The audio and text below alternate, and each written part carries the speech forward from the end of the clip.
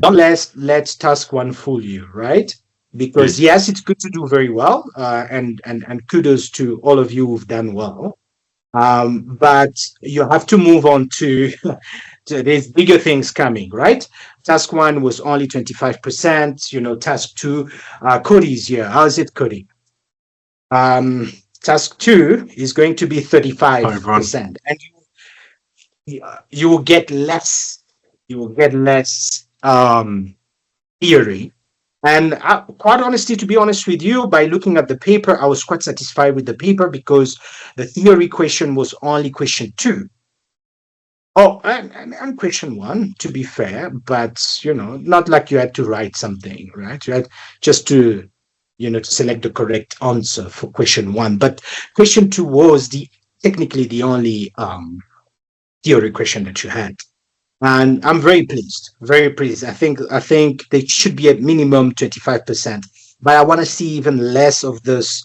It should be minimum for task two should be maybe 5% to 10% maximum theory, because we need to the theory is not helping us, guys, right? We need the numbers, and you need to be able to obviously interpret those numbers. That's what is more important. I am more worried now, especially from now until the end of the semester. We need to be able to analyze companies, and what you are doing. You need to be able to know what you're doing, and that's the part where I was actually saying to Denver. It's about paying attention. And I can see when someone is distracted by other things. Could be work-life balance. But guys, I'm not judging anyone, right? So there could be a lot of things happening. Myself, I told you last time, I'm a student. I'm also studying. I'm doing another master's at the same time as I'm doing, I'm doing some doctoral courses. The point is, I do understand that you might face a situation where you have to balance life, work, and many other things, right? You have to juggle around quite a lot of things. Yeah, and it's tough. And if that's your case, anyone, if that's your case, let's rather have a conversation. Let's have a talk.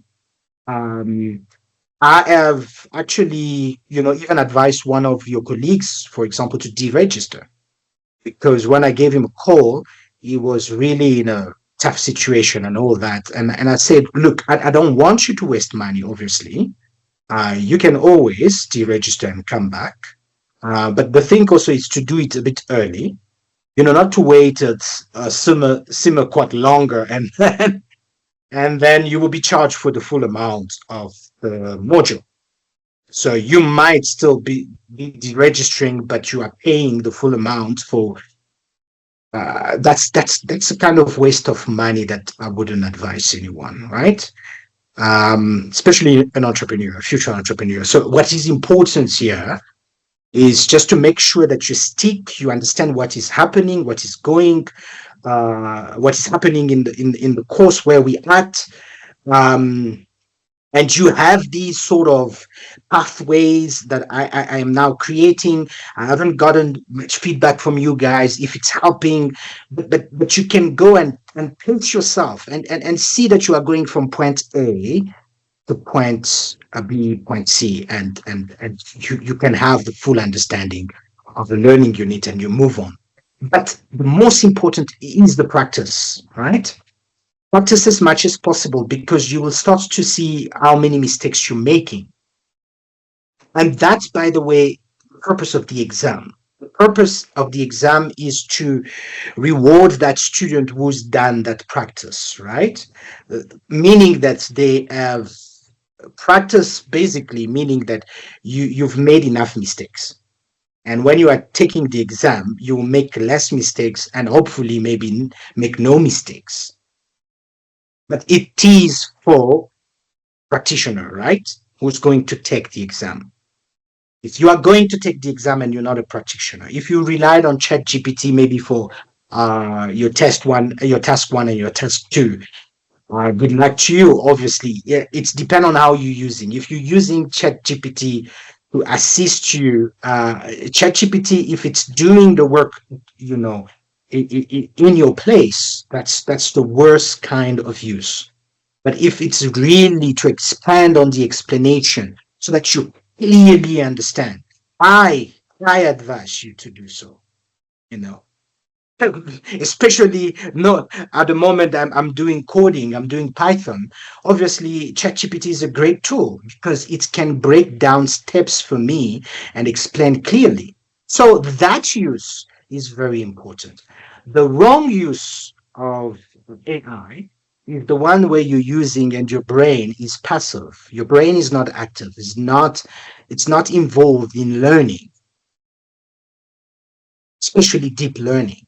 So that won't help, right? So guys, rest assured, we designed the module purposefully so that we make sure that even if you've been doing things that we wouldn't advise you, you will not pass the exam because it's such a tough exam. You will not only you will not pass the exam, but you will fail to get even the bare minimum.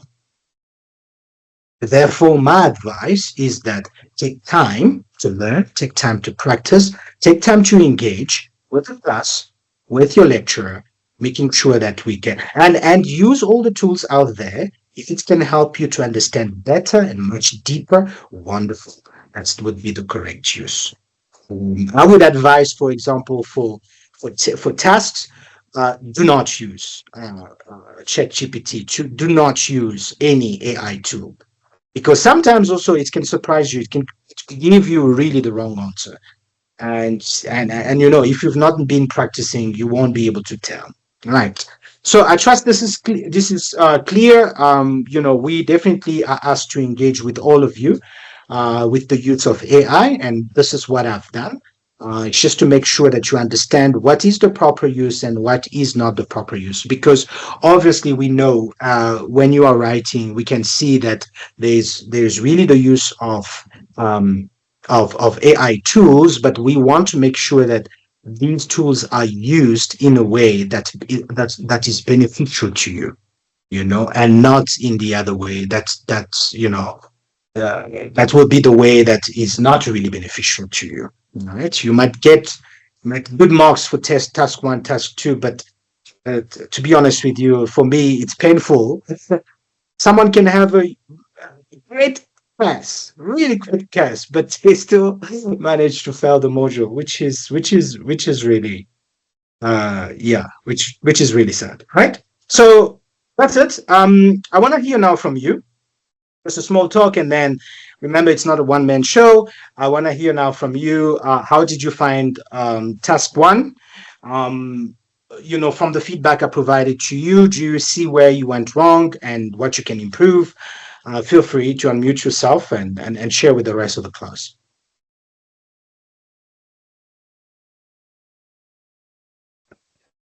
Patrick, question 1.7. Yes. Yeah, I chose none is correct. 1.7. Let's go there. Let's go there. In fact, yeah. And I'll be able to tell you the sequence here because Yeah. this was more for looking at the sequence. What will come first? What will come second? What will come Right. third, and so on. Yeah, and so it does make sense that before you take any action, obviously you need to be able to see what went wrong. Right. How would you be able to take any action? And you can see I is take corrective action where needed. So we can see that will come a little bit later. So every place where you will have I, like let's say for B, that will not apply, right? You're right. Correct. Yeah, that will not apply. For D, that will not apply. Obviously, by elimination, you can already eliminate B and D. Yes. To be able to compare and contrast the financial information, one can always struggle and say, but which one comes first? No problem. If you're struggling with something, read the others. And it's always in the reading. If you read carefully, you will be able to see. consider whether the objectives for consider whether the objectives of the business are being satisfied. Obviously, that would only, remember, you are doing financial coordination and control. As a financial manager, you are already in the coordination and control, meaning that the planning has taken place, the implementation has taken place. Now you come to the financial coordination and control. Guys, remember again, this module links with every other things that you are doing, all the other management courses that you are doing. Obviously, the key duties of any manager out there will always have to start with planning. What else? The implementation and control and all that, right? Yes. There used to be a good acronym, a good way to remember this. What was it? Planning, leading, think measuring or controlling, whatever it is, is that you need to understand that sequence. And I think this will be more like general knowledge question, but I was able to solve it quickly by just looking, okay, what is the sequence? So monitoring, obviously you are doing the actual coordination. You will need to start with monitoring and review the activities and financial performance of the organization, because has nothing to do with the planning stage. This has nothing to do with the implementation stage. This has to do with the stage where now you are checking. Are we right? Are we on the right track? Yes, So yeah. first of all, you start by monitoring.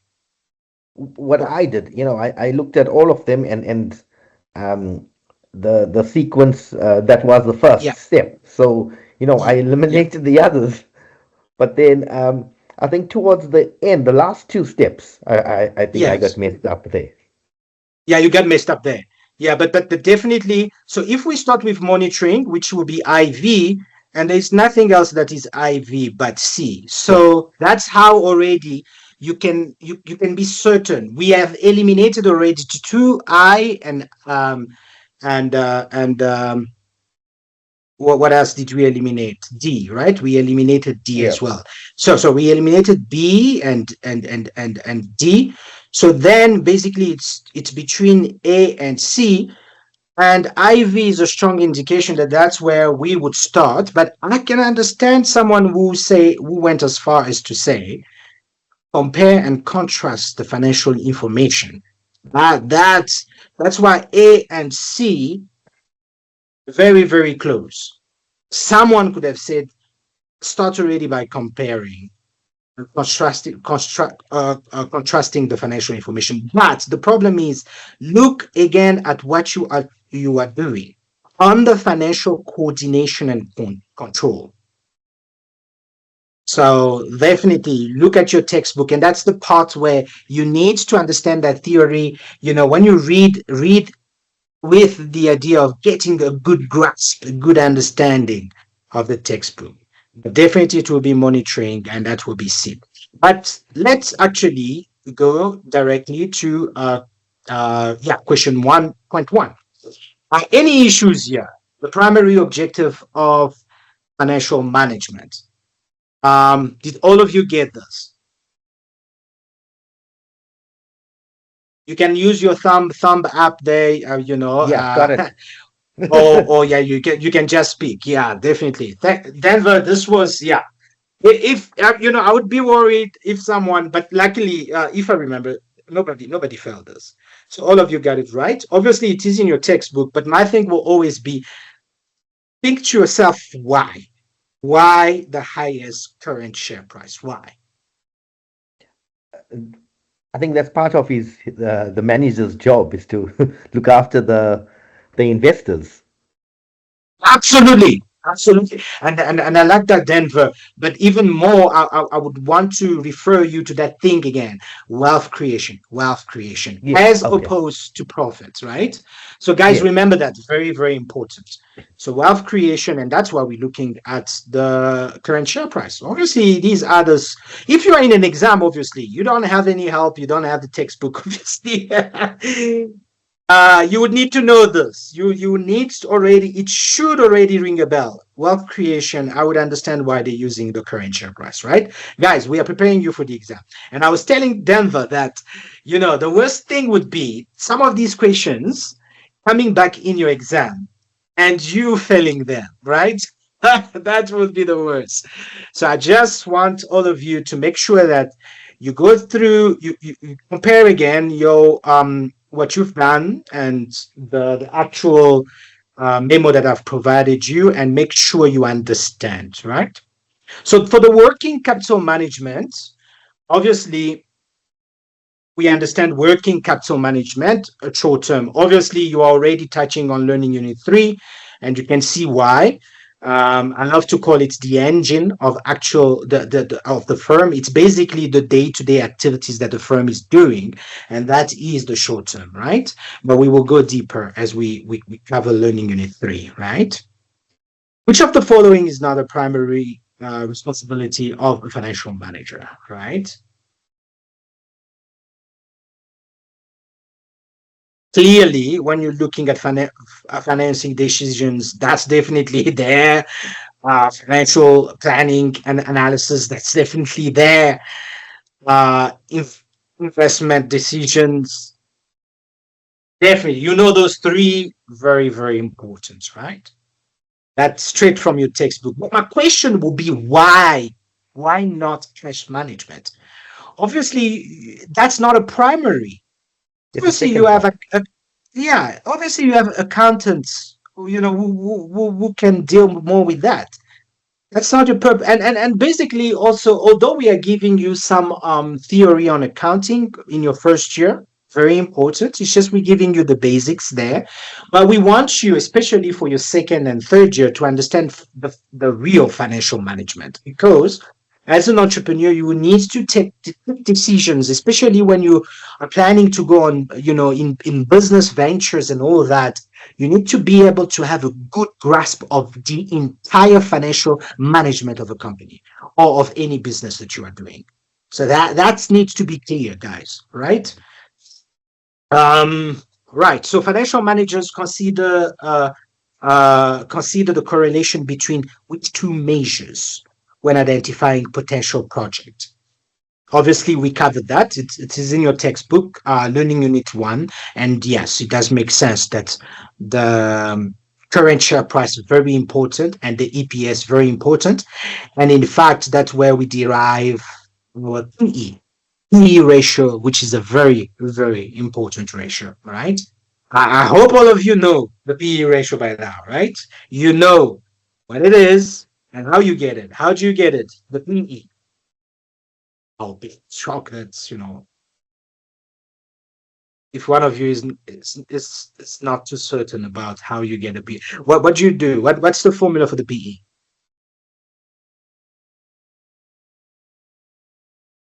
Come on, colleagues.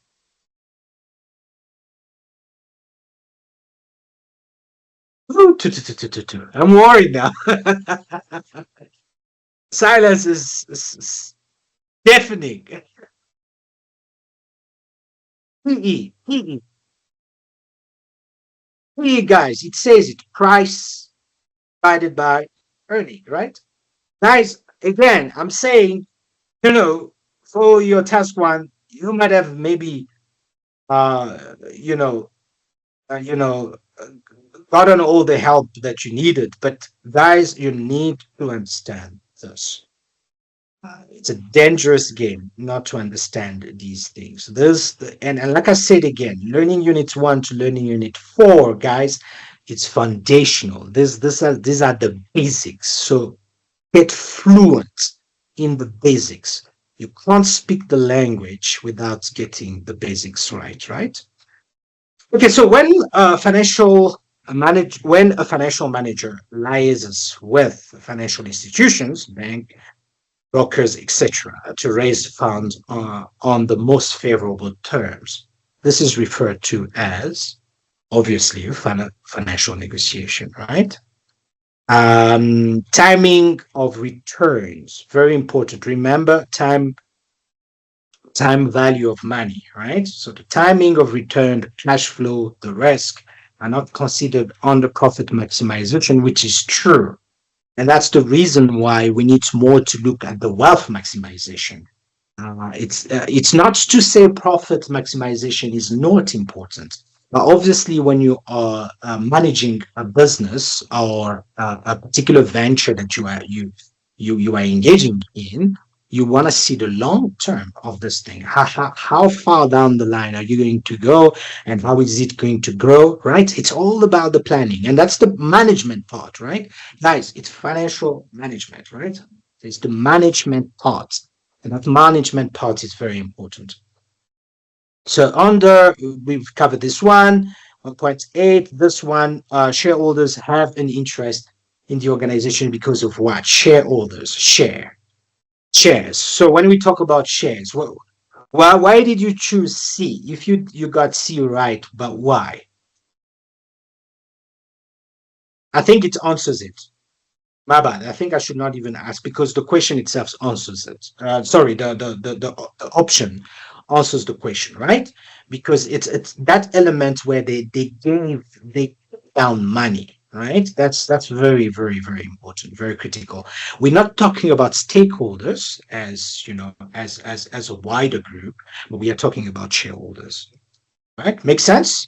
Which following is drawn up in the current financial year, not in the next financial year. In the next financial year, obviously that will be the budget, but in the current financial year, obviously you will have forecasting that is done, I think, every 3 months, right? And you know about that. So quarterly. Okay. Shareholder wealth maximization is measured by EPS, obviously, because that's false, right? That's really, really false, right? We spoke about that. So mutual shareholder wealth maximization ensures that no single, that's very important. Obviously, there should not be any discrimination, and that's why you get people going to jail for insider trading, right? You probably heard about insider trading, right?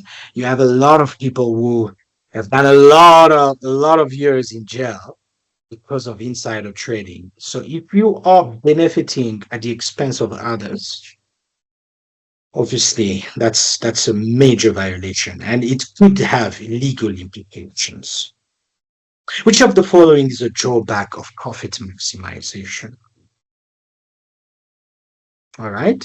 So as you can see, that would be the last option, because all of these are the problem of profit maximization, right? Counting profits does not always materialize in cash inflows. That's true. Profit maximization ignores the time value of money. We covered that, right? Accounting profits can be subject to creative accounting. Careful with those accountants, huh? Careful with those accountants, right? Cool. So, and the chance to that actual outcomes could differ from expectation is referred to as risk, and that's the actual definition of a risk. You're taking a risk every time you're planning something that things might not go according to the plan, right? So this is just easy understanding between us, right? So, and you have this, I've shared this document with you. Feel free to go through this document by yourself. Again, understand, because once it comes back in your exam, you don't want to mess up. You don't want to fail the same question twice, right? Let me just check this one. The current share price is a measure of shareholder wealth maximization. Cody, go ahead.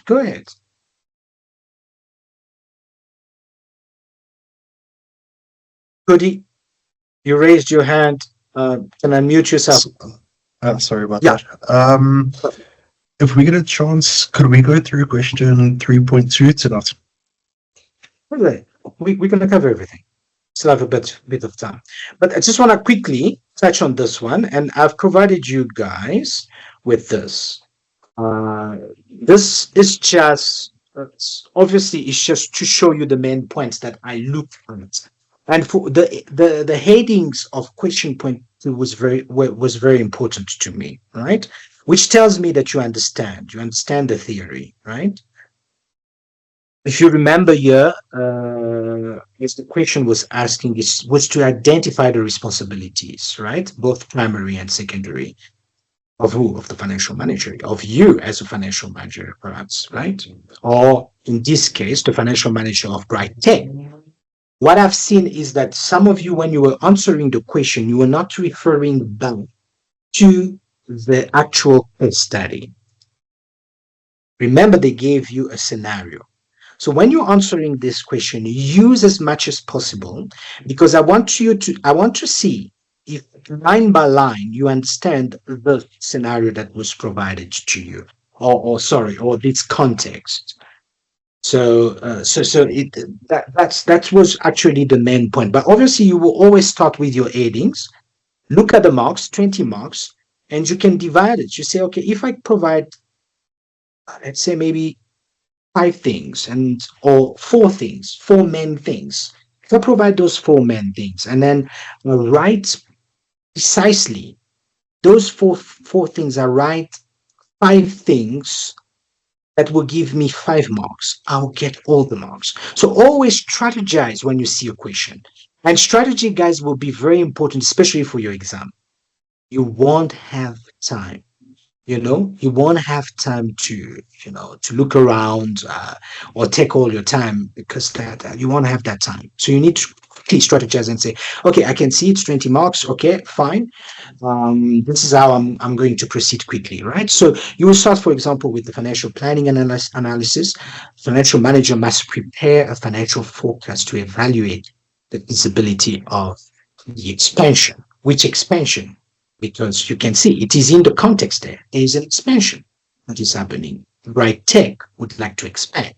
So that provides me already context, and I definitely can attribute marks to you because I understand you read and you understood the context, right? When you're talking about financing decisions, you need to refer back to the context. The financial manager needs to decide between issuing equity or raising debt.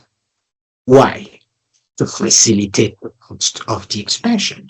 And I'll leave this to you. You have the investment decisions, you have the cash management, you have the risk management, you have the dividend decisions. So all these things that are both primary as well as secondary responsibilities for the financial manager, right? So study again and see how you can move quickly and grab marks very quickly. Right? This is just an idea to give you a clear idea how you should be answering it. And I trust that that's going to help, right? All right, guys. So let's move to question number 3.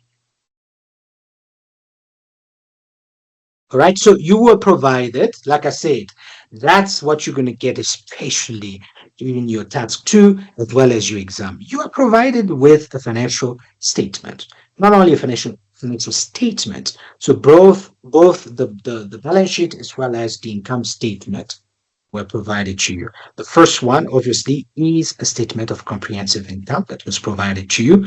Guess what they gave you? They gave you the sales, but they didn't give you the cost of sales. They didn't give you the gross profit. They provided you with the operating profit. You know all this. You know how an income statement is structured. So easily you can find the missing elements that they didn't provide you, right? So, and in this case, when you go to the additional information, always very important for you to go to the addition. I've provided you with all the arrows. You can't tell me you don't know where this came from and all that. So you will have time to go through everything by yourself. But I just want to start with the fact that the cash sales constitute 35% of the total sales. So the cash, what would that indicate to you guys?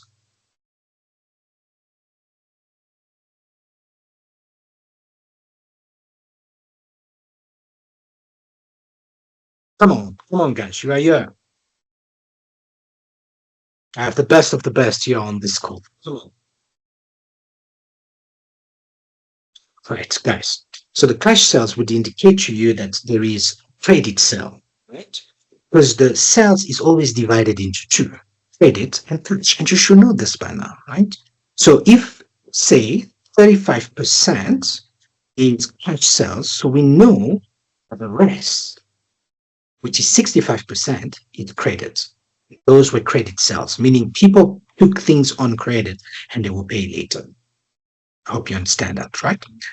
When they say the purchases made up 80% of the cost of sales, right? Because that's what it's the cost of sales, meaning that 20% of it had to do with other things than the actual cost of sales. Perhaps it could include things like transportation or other things, or that it's not the actual cost of sales. Sorry, it's not the actual purchases that were made. So the purchases that were, let's say maybe we are retail, we're buying clothes, and 80% of what we spent was definitely the clothes that we bought that we're going to resell it um, with a markup, right? Does that make clear sense to you? And then there's, in addition to that, the fact that they're telling you 60% is on credit. So we purchase 60% on credit, meaning what? 40%, obviously, 100 minus 60 will give you 40. So percentage is out of 100. I trust that that's clear, right? If you're not getting that, I'm very, very worried, right? So whenever you see 60%, we need to say, okay, the remainder, what is the remainder? 100 minus 60 gives you what? Gives you 40. So 40% would be cash. So far, so good. Is this clear? So, provided you here, if you see for question 1, obviously we have this, and that would make sense. So when they're providing you with February financial position for the statement with February 2024 actual numbers, remember it always goes, it needs to cover a year, right? Because the financial position is at one point in time.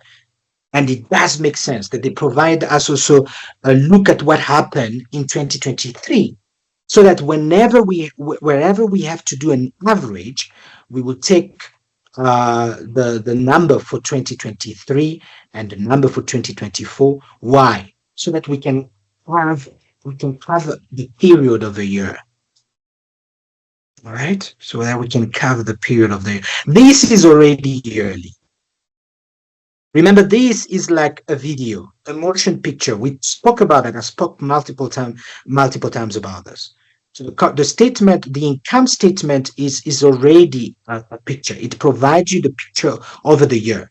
Obviously, they were selling throughout the year, and this is at the end of the year. This is the sales. Unless they stipulate that otherwise. All right. But so the statement of financial position, that here you can see it's provided so that you can do the average. It becomes important when you're touching on the balance sheets to do averages. We understand why we're doing averages. So sorry for those of you who were taking numbers. You took a number here and you didn't even bother to do an average. Again, context. Context is important, right? Okay. So first thing that they're asking you, the gross profit, right? The first thing is you need to find first the cost of sales because it was not provided to you. And therefore, you check clearly, carefully in the additional note. You will see that, there is the clue. Number 3, there is the clue. Cost of sales equate 55% of sales. Fine. I don't think many of you struggle with this. Well done. For those who did struggle, try to see why you're going wrong, because you will literally just take the sales, multiply by 55%. You know 55%, 55 divided by 100. What is 55 divided by 100? 0.55. So it will always be 0.55. 55% divided by 100. 55 divided by 100. 55% is 55 divided by 100. It is 0.55. So if you multiply 2 million, in fact, you can just round it to the reason we do this, the reason we just round it to 2,550, it's not an error. It's because we know that there is that 1,000 after, which makes it in millions, right? So it's 2 million, we know. But to simplify the calculation, you don't need to do it this way. You might just take the full amount. That's fine. But because we know there is already that three zeros here, for us, it's best less to repeat that 3, right? Does that make sense? In fact, normally you would see in the reindeer, look the reindeer. Next to it, you will see most of our financial statement will write 3 zeros there to say whatever numbers you're seeing here, it's actually in millions. So it's a way of simplifying so that you don't get your calculations wrong. All right, so that's how, by the way, we would get the cost of sales. And once we have the cost of sales, obviously we can get the gross profit. Sales minus sales minus cost of sales divided by the actual sales will give you a percentage. So we get the gross profit. In order for us to get the gross profit percentage, we have to divide it by the actual revenue, the actual sales. That's the reason why we divide. Right, but in any case, these are formulas, you know them. But look now what is interesting. When we're looking at the average creditors settlement period, right? We are looking at the creditors. So we need to look at the trade creditors. Creditors. In your balance sheet, you should see trade creditors or creditors. There it is. Where would you find trade creditors? It's debt, or obviously people would take debt. But they are our creditors. So they gave us things on credit. Where do we find them? Under current liabilities. Does that make sense? They gave us things on credit, our creditors. So it's accounts payable. And we will take accounts payable. We will take for 2024 and 2023. We add them up together and we divide by 2. For what purpose? It's for the purpose to get the average. Do you see it here? It is for the purpose to get the average, right? And that obviously will be divided by what? Credit purchases, not just cost of sales, credit purchases, which you know credit purchases is the 60% of the actual credit. So the purchases is 80%, so we will multiply by 0.8. 80%, 80 divided by 100 is 0.8, and multiply by 60%. 60 divided by 100 is 0.6. Does that make sense, guys? Andy, go ahead. Also, so with this question, right? I see here, like on your notes here, like on the screen now, right? So how can I ask this? Okay, I've got it. It's like right, but I've sort of broken it in steps. For the exam. Is that okay, or must we do it like this? No. Most it's definitely okay. It's definitely okay. If you want to make it even the steps match, you start first with this one on its own, the Yes. denominator on its own, the numerator on its own, and then you divide all power to you. Do that. Anything that makes it much easier. Take your time, make sure that everything is clear. And by the way, guys, if it's very clear to you, it will always make it easy for you to check basically that all your steps add up together and the final answer. Because I always tell you, all of you, what you need to do. You need to do the calculations at least twice to make sure that, because sometimes you might just get you typed the numbers wrong on your calculator and you're getting the wrong answer. But you see, some of the things, for example, that I showed, you can see here, point 4 of additional information, it says 366. It says 366. I've seen people taking 365. Again, read properly the question. And that's where finance can be tricky, because it's really unforgiving. It's very, very unforgiving, right? You get, can you imagine you get some of the first numbers wrong, or the first calculation, the outcome is wrong, it impacts the rest of the calculations that you're going to do. It's going to impact. But I will always, if I see you did follow the steps, I will always to try to give you some marks there. But do you see why it will be so sad to, to fail, to lose a lot of marks because you just got one calculation wrong? Always double check what you are typing. Say, okay, I got it correct, and you move on, right? Okay, so when we look here, what was interesting here, the cash here, what I will do, this is what I will do. 2024, when you're looking at the cash, there's nothing there.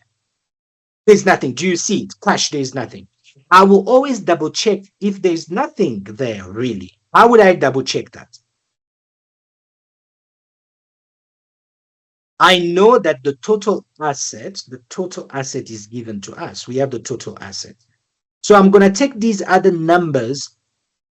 So I will take this number plus this number plus this number and see if it adds up to this number. Very important. Okay? Just to double check that it's really zero here. Cash is really zero, but it will play a role, right? It plays a role in which question? Where we were asked the acid test, right? Because the acid test, as it is, look at the current asset. The current asset for the acid test needs to be current asset minus inventory. All right? So when we look at the inventory, when we take the current asset, we don't have cash, and we have to do away with inventory. What are we left with? Only the account receivable. So that's the reason why there is this number. Account receivable divided by the current liability. Obviously, for the current liability, you would be able to see that you add up the current liability. It's quite easy and simple.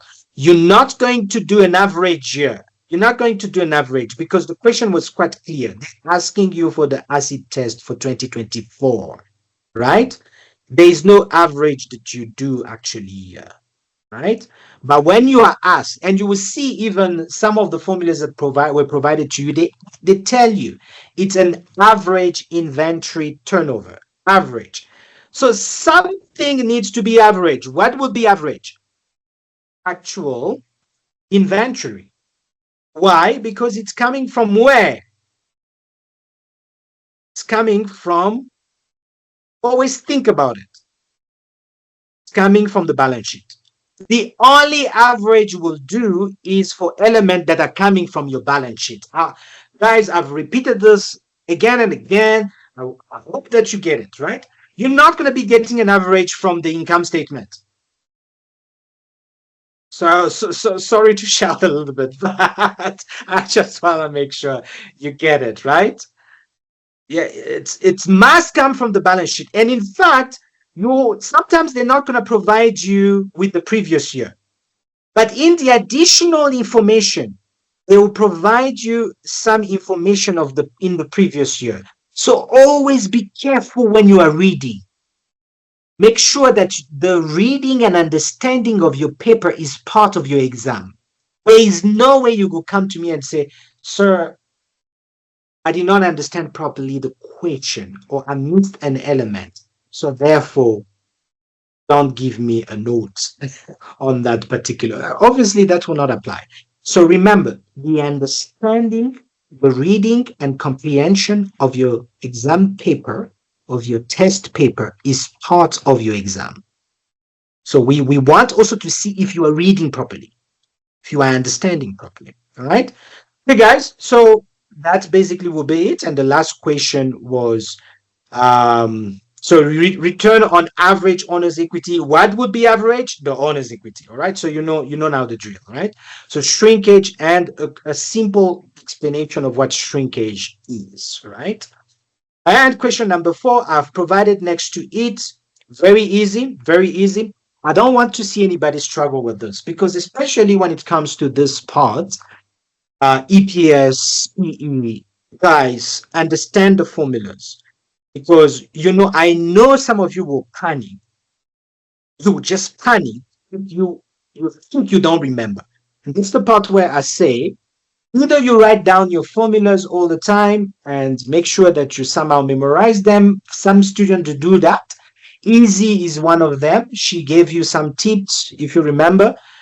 She said that she was memorizing, putting all the formulas in one place. If it works for you, that's fine. I would rather you understand. I would rather you understand what earning per share is. So it's easy. Earning per share, it is there. It says it. You take all the earnings that you got, which is your net profit, right? Or the profit that is attributable to your shareholders, not the retained earnings. Because guys, remember the logic is that whatever amount of money you're going to make out there as net profit, you will have to decide which portion do I keep in the company so that we can finance future projects. That's what we call retained earning. I hope it's clear. Retained earning. So there is that part. Obviously, we're not just going to give everything out there. Unless there is no viable projects out there, then you as an entrepreneur can decide and say, you know what? I have a couple of investors that are investing in this business. We are doing a business together. And for the first year, we made quite a lot of return, a lot of money. We're very happy. But what next? If you're a good entrepreneur, you've planned already for the next move, right? So you say, guys, I want to expand the business. Or not expand the business. I want to invest in another type of business so as to diversify the business. Am I speaking to you, entrepreneurs? That's how you need to start reasoning and thinking, right? So in that case, then you say, okay, right, from what we got, instead of me giving some of all the profits to my investors, my shareholders who came on board, maybe we can talk and let's say, okay, let's take maybe 50%. We're going to keep half of it. We're going to keep for the other project that we have. The other 50%, that is earning attributable to shareholders. You want to give it back to your shareholders. So you will look at the number of shareholders you have and you divide. What would be the actual share? What would be the earning per share? You take the total share that is attributable, that 50% that is attributable to your shareholders, you divide it by the number of shares. You divide it, nothing to memorize here. Obviously, you can see it here in action, because we would take the total earning and we would divide it by the number of shares. As simple as that for both companies. Remember, we have two companies and we have to compare these two companies, right? Any questions on this?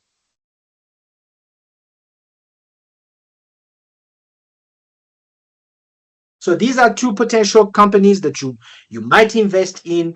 What is the first thing you start to do as an entrepreneur? No, you're not going to let someone else do this work for you. You're going to do it.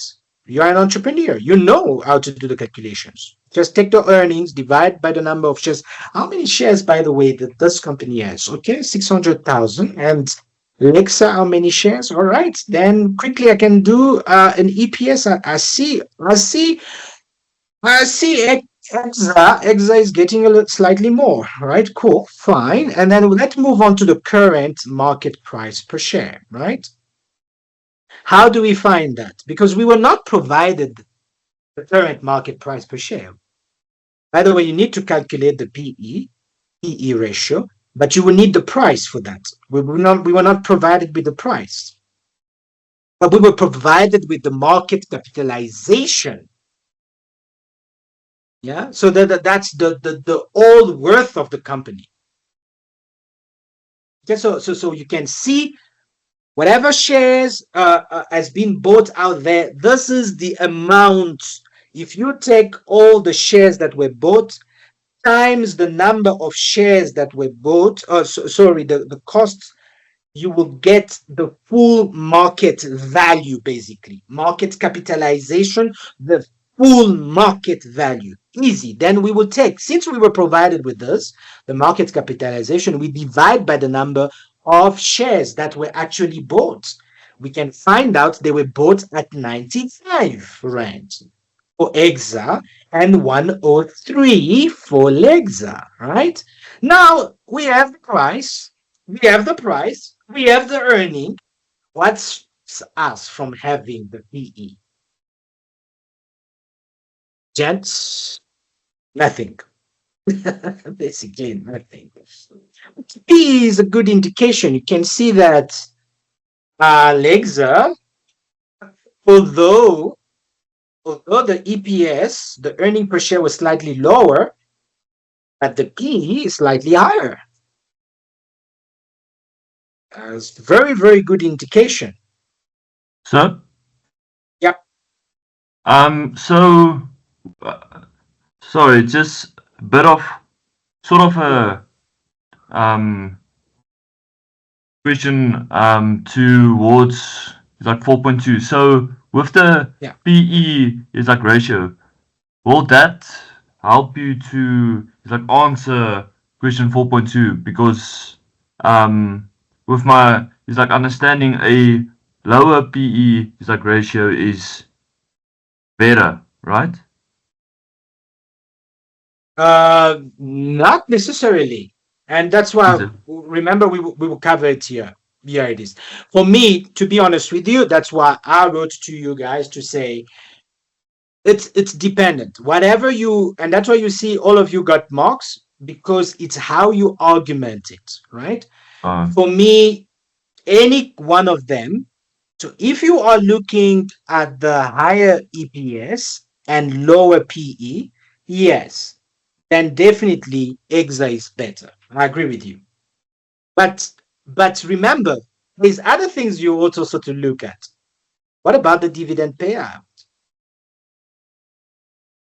Yeah, that's the reason why, guys, go again and study these ratios very well, quickly, just to make sure you understand.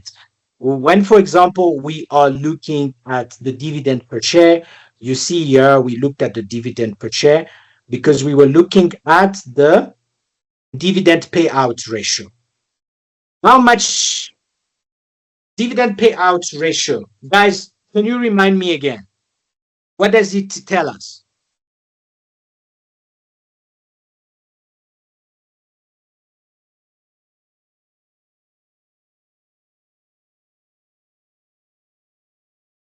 I'm really worried. Where are my people? I'm really worried, guys. We have 5 minutes left. What is in your textbook? Your textbooks were open. When you're looking at dividend payout, what do you see?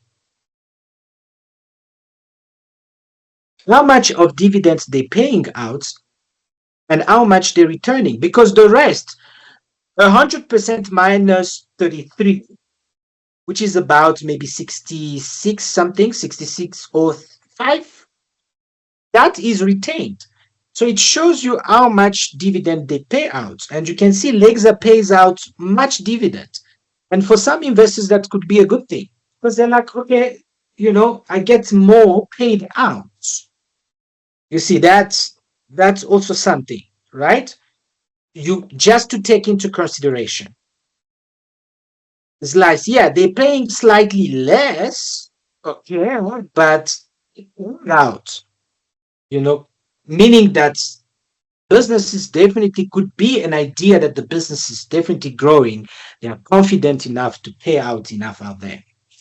Right? So these are all arguments that you need to bring, but you need to understand what dividend payout ratio is in the first place. If you don't understand it, right? So you take the dividend per share, you know how to do the dividend per share. You take the dividend, all the dividend that is paid out, divided by the number of shares. That's how you get the DPS. The EPS, we have it already, right? So the dividend payout is simply we take dividend per share divided by earning per share. But what it will give us, it's the portion. It gives us how much portion of dividends they paying out, how much they keeping, right? How much they keeping, which is, so for Lexa is a higher dividend payout and a higher dividend yield. Another good one that we want you to always, dividend yield ratio. So for the money that I pay, the market price, right? Remember, I paid 95. How much dividend yield do I get out of that? That's a very important indicator. I paid 103. And if you can see for Lexa, you get slightly higher dividend yield. Then for Exa, is this clear for these two guys as we wrap up? Do you understand why these two are important? So my point to you guys is not to memorize a formula, but to understand why. And that will help you when you're doing an argument.